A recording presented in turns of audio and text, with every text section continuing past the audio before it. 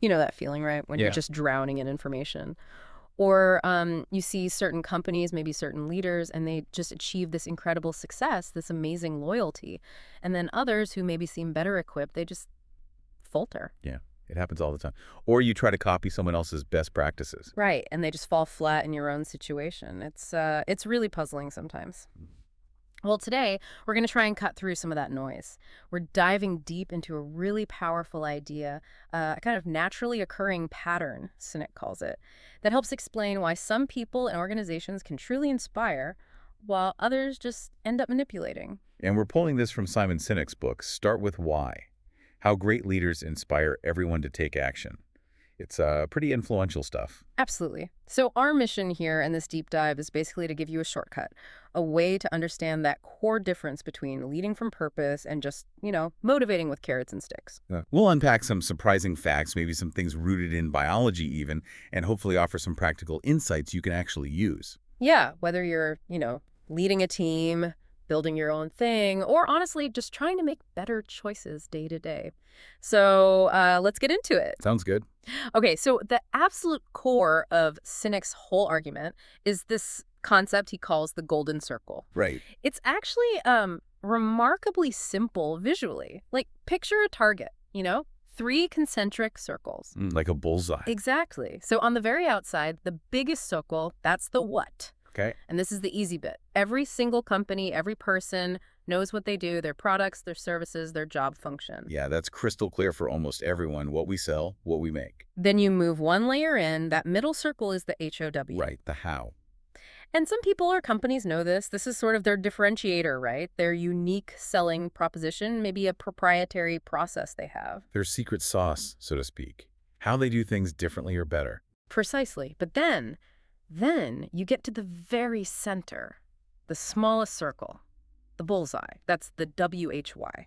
And this is where it gets interesting. Yeah, because Sinek says very, very few people or organizations can clearly articulate their WHY, their purpose, their cause, their core belief. And crucially, it's not about profit. That's just a result. Exactly. The WHY is why you even exist, why bother getting out of bed, and maybe most importantly, why should anyone else care about what you're doing? And the key insight, the thing that flips everything, is the direction of communication. Tell us about that. Well, most organizations communicate from the outside in. They lead with their what, then Yep. maybe explain their head how. Okay, we sell great computers. They have these features. Exactly. But the inspiring ones, the leaders and companies that build real loyalty, they communicate from the inside out. So WHY first. Yes. WHY, then how W, then what. And the classic example everyone points to is Apple, right? It's the go-to example for a reason.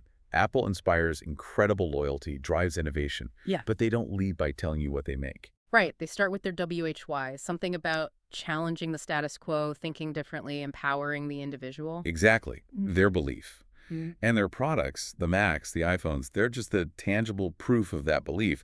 They're the what that follows the WHY. It's so different from, remember Creative Technology back in the early MP3 player days? Oh, yeah. They marketed like a 5 GB MP3 player, just the specs, the what. While Apple came out with 1,000 songs in your pocket. Totally different feeling. One's a feature list, the other speaks to like a possibility, a benefit rooted in their WHY. And that distinction leads us straight into this idea of manipulation versus inspiration. Okay, so manipulations. Sinek says they're common. Super common. And, paradoxically, they do work for short-term behavior change, getting someone to buy something now or vote for someone today. Okay, so they're effective in a limited sense. What kind of things count as manipulation? Well, the most obvious one is price. Dropping prices, offering huge discounts. Think about General Motors back in the day with those massive cashback offers. Oh, I remember those. Like thousands of dollars back. Right. And sales shot up. Yeah. But what happened when they tried to reduce the incentives? Sales tanked, I bet. Completely plummeted. Yeah. They'd basically train customers to only buy on price. Zero loyalty. Just cashback junkies, as Sinek puts it. Wow. Okay, what else? Promotions and rebates. Buy this now, mail in this form for $50 back. Yeah, those always seem like a hassle. They often are. And sometimes that's intentional. The company banks on a certain percentage of people not bothering to claim the rebate. They call it breakage or slippage. It boosts short-term profit, but feels kind of shady. Erodes trust. Definitely. Then there's fear, right? That seems powerful. Hugely powerful. Probably the most powerful manipulation. Think of the old saying, no one ever got fired for hiring IBM. Right, playing on the fear of making the wrong decision. Exactly. Or those public service announcements like, this is your brain on drugs. Very fear-based. Insurance ads often do it too, playing on our anxiety about the future. It works, but it bypasses reason and certainly doesn't build a positive connection. Okay, what about positive manipulations, like aspirations? Yeah, that's another big one. Think gym memberships in January. Ha, guilty. We all are. They sell the aspirations, the new you. But motivation based purely on aspiration often fades fast without a deeper WHY. Retention rates drop off quickly. Makes sense. And peer pressure. Oh yeah. Millions of satisfied customers, or experts prefer. Celebrity endorsements fit here too. Like Tiger Woods selling a watch. Exactly. Or Sam Waterston for TD Ameritrade. Does it make you loyal to the brand? Probably not. It might get your attention, maybe a single transaction, but rarely builds deep loyalty. And the last one Sinek mentions is novelty, which people often confuse with innovation. Right. Like the Motorola RAZR phone. It was new, it was cool, it was thin, sales spiked. I remember wanting one. Everyone did. Not really. It was novelty. Yeah. True innovation. Like the light bulb, or maybe iTunes changing music, or the iPhone changing the power dynamic with carriers. That changes industries or society. That's different. So the bottom line with all these manipulations, price, promotions, fear, aspirations, peer pressure, novelty, is that they cost money, they create stress. For both sides, buyer and seller. And they just don't build loyalty. They get you a transaction maybe, but not a relationship. Precisely. It reminds me of that online gold company Sinek mentions, mygoldenvelope.com. They eventually realized their business was purely transactional, so why bother trying to build loyalty at all? Just focus on the transaction. Which is honest, I guess, but it's not inspiring. Not at all. And that's the stark contrast with inspiration. When you connect with people on the level of WHY, on shared beliefs, their motivation becomes internal, personal. They're not just responding to external nudges. Exactly. They're willing to pay more or put up with inconvenience because they want to be part of something they believe in. They feel a connection. Like those Southwest Airlines customers after 9/11. That's such a powerful example. The airline was struggling, like all airlines, and they received unsolicited checks from loyal customers, people sending in $500 to $1,000. Just saying, we believe in you, we want you to make it. That wasn't about cheap fares. That was about a deep sense of partnership, a shared belief in what Southwest stood for. That's loyalty born from WHY. That's incredible. It really highlights the difference. And what's really cool is that this golden circle idea, this WHY, how wed, it actually maps directly onto the human brain. It's not just a neat marketing concept. It's biological. Okay, tell me more. How does that work? Well, if you look at a basic model of the brain, you've got the outer layer, the neocortex. That's the newest part, evolutionarily speaking. Right, the big wrinkly part, responsible for rational thought language. Exactly. And that corresponds perfectly to the what level of the golden circle. It understands facts, figures, features, language. Okay, makes sense. What about the inner layers? The middle parts, the limbic brain, that's much older, more primal, is responsible for all our feelings, like trust and loyalty. It's also responsible for all human behavior, all decision-making. So the limbic brain drives decisions and feelings. Yes, and it corresponds to the HLW and the WHY. But here's the kicker, the really crucial part. The limbic brain has no capacity for language. Whoa, wait, the part that drives decisions doesn't understand language? Exactly. It understands feelings, emotions, trust, but not words in the same way the neocortex does. So what does that mean for how we actually make choices? Or how companies try to figure out why we choose them? Well, think about it. When you try to make a decision based purely on rational factors, weighing up all the pros and cons, the facts and figures. Yeah, like buying a TV based only on specs. Right. It often takes longer, feels harder, and you can end up overthinking it. You might make a choice that you can rationally justify, but it doesn't feel right. I've definitely been there, spending hours comparing features, then just picking the one that, I don't know, felt better. That's your limbic brain. That gut decision, that feeling that something just feels right, that's your limbic system weighing in. But because it doesn't have language, you struggle to explain why it feels right. You might try to rationalize it afterwards with facts. Oh, it had slightly better contrast ratio. Exactly. But the real driver was that gut feeling. And this completely messes up traditional market research, doesn't it? How so? Well, if you ask customers, why did you choose our product? And they try to give you a rational answer using language. They're filtering a limbic decision through their neocortex. Precisely. You get rationalizations, not the true feeling-based reasons.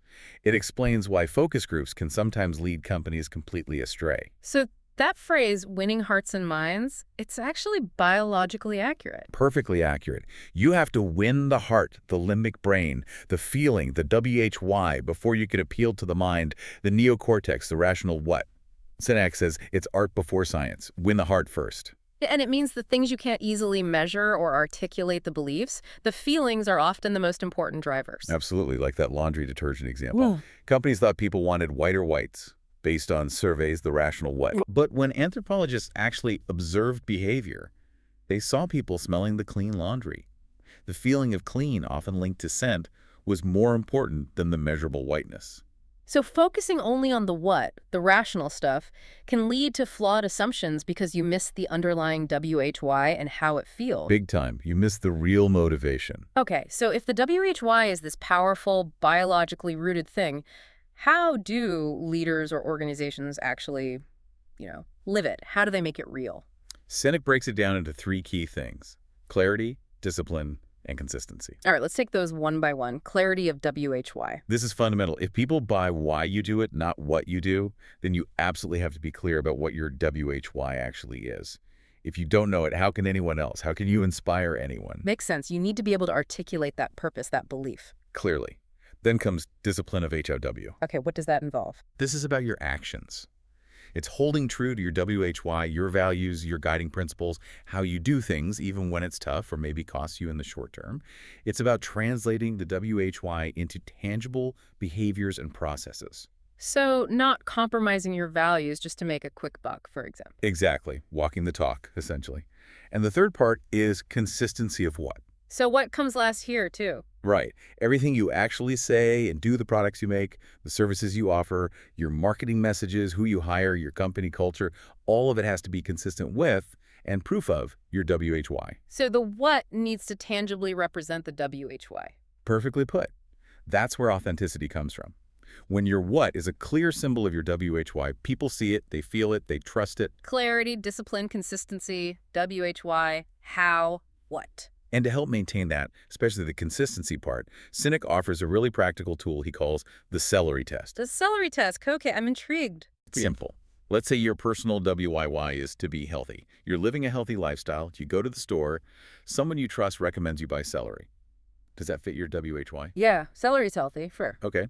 Then someone else, maybe equally trusted, recommends you buy Oreos. Uh-oh. Delicious, but no. Doesn't fit the healthy WA. Exactly. So you buy the celery, you don't buy the Oreos. The celery test is just a filter. For any decision, a new product idea, a potential partnership, a marketing campaign, does it align with your WHY?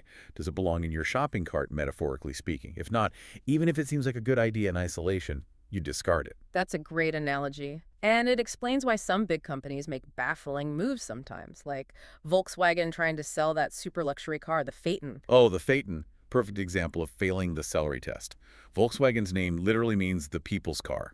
Their WIY was rooted in accessible, quality, democratic mobility. Right, not $70,000 luxury sedans. Exactly. It was completely inconsistent with their WHY. No matter how good the car might have been, it didn't make sense coming from VW. It failed miserably. But contrast that with Toyota and Honda when they went into luxury. Right. They understood this. They knew a luxury car directly from Toyota or Honda wouldn't pass the celery test for their existing brands. So they created Lexus and Acura. Exactly. Separate brands, separate identities, but still embodying the core parent company values like reliability and quality, just expressed in a luxury form. They passed the celery test by creating a new shopping cart for those products. That makes so much sense. It's about maintaining that consistency. And this principle of WHY driving success against the odds plays out in so many historical examples too. Like the Wright brothers. Classic case. Yeah. You had Samuel Pierpont Langley, who had everything going for him, huge government funding, a team of experts from places like Harvard, connections. He was the establishment choice to achieve flight first. Totally. Mm. But he failed. Meanwhile, Orville and Wilbur Wright, working in a humble bicycle shop in Ohio with barely any funding, they succeeded. Why? Their WHY was different. Completely. Langley was apparently driven by the fame, the fortune, the achievement itself. The Wright brothers were driven by a deep belief, a passion, a dream of flight that would change the world.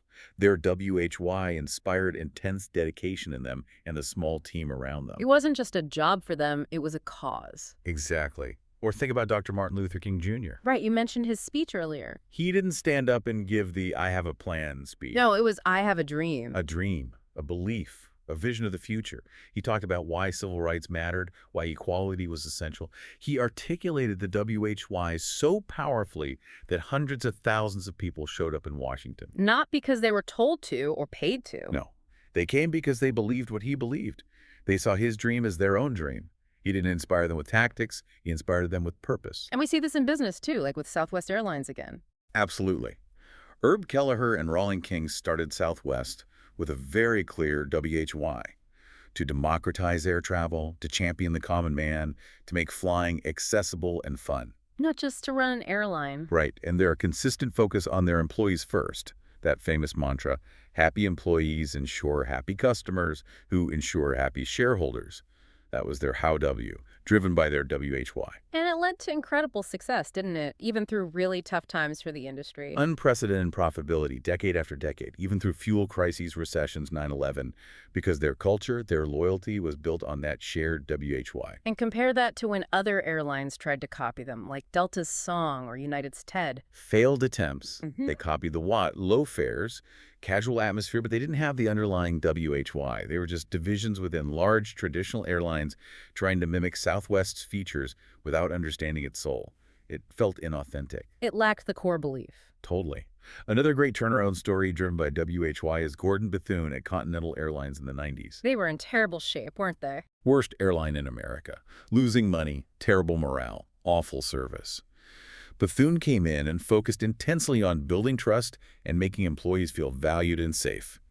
That was his HOW, rooted in a WHY of respecting people. What did he do specifically? Little things and big things. He got rid of the locks on the executive suite floor, instituted open-door policies, he tied bonuses for everyone directly to on-time performance, making it clear that their success was the company's success. He made them feel like they were winning for themselves. So he rebuilt the trust from the inside out. Exactly. Focused on the people and their sense of purpose first. And this even applies to hiring, you said. Like Shackleton. Ernest Shackleton's ad for his Antarctic expedition is legendary. It's the ultimate example of hiring for WHY. Remind me what it said. Something like, men wanted for hazardous journey.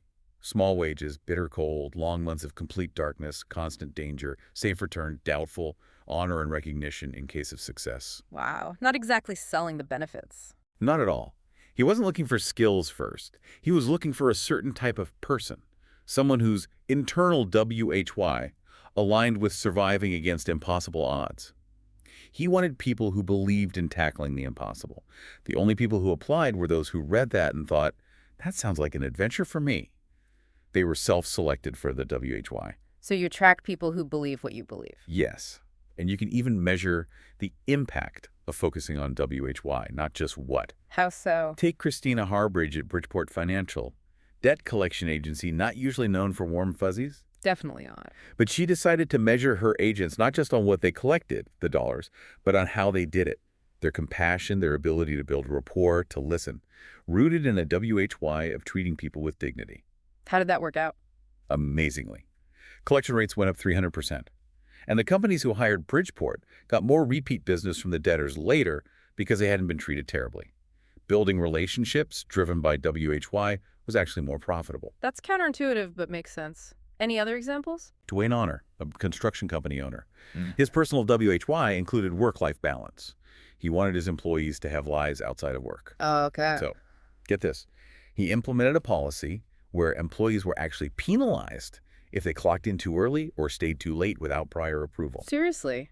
Penalized for working more? Yes, because it violated the company's WHY. He wanted to ensure people weren't burning out, that they had time for family. The result, super high productivity during work hours, incredibly low turnover, because his team knew he genuinely cared about them as people, not just workers. His actions consistently proved his WHY. These examples really drive home how powerful living the WHY can be. But what happens when things go wrong? when success itself becomes a problem. That's a really critical point Sinek makes. He draws a distinction between achievement and success. Okay, what's the difference? Achievement is tangible. It's reaching a goal, hitting a target. It's what you get, like making your first million or launching a product. Got it. Measurable outcomes. Right. Success, though, Sinek argues, is more of a feeling, a state of being. It's deeply connected to your WHY. It's the feeling you get when you're living in alignment with your purpose. And the problem is, Many people achieve a lot. They hit all the milestones, make lots of money, but they don't feel successful. Something is missing. And often, what's missing is that connection back to their original WHY. They've lost sight of why they started in the first place. they got caught up in the what's and forgot the WHY. Exactly. Yeah. And this often happens as organizations grow. Sinek calls it the split. That split. Yeah. In the early days, a company is usually driven by the founder's passion. Their intuition, their WHY is clear and embodied in them. But as it grows, you need systems, processes, managers. You need the HOW types to build the infrastructure. Precisely. The founder is often the WHY type, the visionary. Then come the HOW types who are brilliant at making things happen, building the machine. The risk is that the organization gradually shifts its focus from the original WHY to the HOWs and the what's efficiency, market share, profits. And the WHY gets fuzzy. It gets fuzzy, diluted, the passion fades, replaced by metrics. And when the WHY goes fuzzy, what happens? Manipulations probably increase, more focus on short-term results. Bingo. You see more internal politics, less loyalty, more stress. The company starts to feel like it's just going through the motions, driven by spreadsheets instead of belief. The original inspiration is lost. This sounds like a huge challenge for leadership succession, too. How do you pass on the WHY? It's maybe the biggest challenge. Look at Walmart after Sam Walton died. His WHY was very clear: to serve people, to bring value to everyday folks. Right, low prices were the what, but service was part of the WHY. But after he was gone, the focus seemed to shift almost entirely to the ATOW and primarily just low prices, sometimes at the expense of employees or communities. They achieved massive financial success, but faced scandals, backlash. They lost some of that original serving people WHY. And Costco is often cited as a contrast. Exactly. Costco has maintained a very clear WHY centered on taking care of its employees, believing that leads to better service and value for members. They seem to have kept their WHY clearer through growth and succession, resulting in higher trust, lower turnover. What about tech giants, like Microsoft after Gates or Apple after Jobs? Similar patterns. When the visionary WHY-type founder steps back or leaves, there's often a period of struggle if the WHY hasn't been clearly articulated and embedded in the culture. The company can drift, focus more on managing the existing what's than pursuing the original WHY. Even Starbucks, when Howard Schultz left the first time. Yeah, they arguably lost some of their third place, community-focused WHY, and became more about efficiency and transactions, leading to Schultz eventually coming back to reignite the original purpose. So a great successor isn't someone who imposes their own new vision. Not according to this model. The best successor is someone who deeply understands and embodies the original WHY and sees their role as carrying that banner forward, adapting the HOWs and what's as needed, but always staying true to the core purpose. Like, who took over at Southwest? People like Howard Putnam, Colleen Barrett, they were steeped in Herb Kelleher's WHY. They lived the culture of championing the common man, the fun, the employee focus. It wasn't about them. It was about perpetuating Southwest's reason for being. That ensured a much smoother, more consistent continuation of the original vision. Okay, this leads to a really interesting final idea Sinek presents about competition. Ah, yes, shifting the perspective on who you're actually competing against. He tells that story about Ben Coman, the high school cross-country runner with cerebral palsy. It's a fantastic story. He runs, but he always finishes last, long after everyone else. But then what happens? His teammates, who have already finished, they turn around and come back onto the course to run alongside him, cheering him on across the finish line every race. That's amazing. And the point is, when you compete against everyone else, trying to beat them, no one really wants to help you. It's adversarial. But when you compete against yourself, just trying to be better today than you were yesterday, striving towards your own potential, your own WHY people are inspired. They want to help you. Your teammates run back for you. so frame competition internally against your own standards driven by your WHY. Exactly.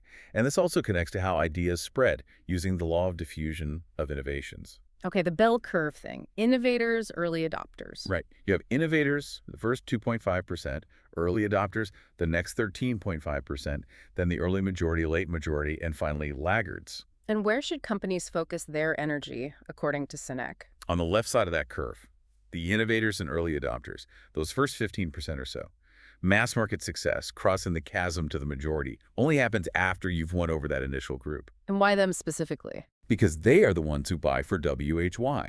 They're the ones whose personal beliefs align with your cause. They're willing to take a risk, pay a premium, or deal with imperfection because they believe in what you're doing. They want you to succeed. And they'll talk about you. Voluntarily. They become your advocates because it aligns with their own identity. Think about TiVo versus the iPhone again. Right, TiVo had great tech, the what was good. Superior tech. Hmm. But they marketed the what. You can pause live TV. Skip commercials. They didn't clearly articulate why someone would fundamentally want or need that in their life. They targeted the rational majority from the start. And it never really took off in a massive way. It struggled to cross the chasm. Hmm. The iPhone, conversely, launched with a clear WHY about challenging the status quo, putting the internet in your pocket, empowering users.